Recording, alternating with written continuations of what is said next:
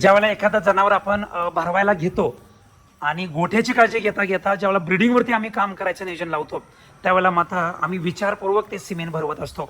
मग म्हशीमध्ये पण आणि गाईमध्ये पण डॉक्टरांच्या बरोबर चर्चा केल्याशिवाय कुणीही गोठ्यामध्ये आपलं जनावर भरवून घ्यायचं नाही. कांडी किती हजार लिटरची आहे, कमीत कमी पशुपालक मित्रांनो तिचा जो डिस्चार्ज आहे तो पण कसा आहे आणि कसा नाही हाही आपण बघणं अतिशय गरजेचं आहे.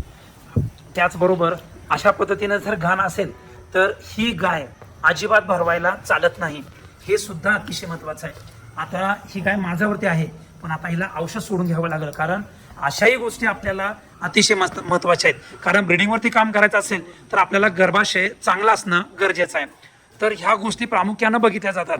जर पांढरा सोड असेल तर 100% भरवायला चाललं असतं, आणि जर याच्यामध्ये जर दह्यासारखी घाण पडली तर निश्चितपणाने याच्या गर्भाशयामध्ये मॅट्रायटिस नावाचा आजार आहे. तर आता आपल्याला ह्या सगळ्या गोष्टी समजून घ्यायच्या आहेत. तर पशुपालक मित्रांनो, येणारी पिढी ही दर्जेदार ठेवायची असेल तर अशा पद्धतीचं व्यवस्थापन, अशा पद्धतीच्या गोष्टी अतिशय महत्त्वाच्या आहेत.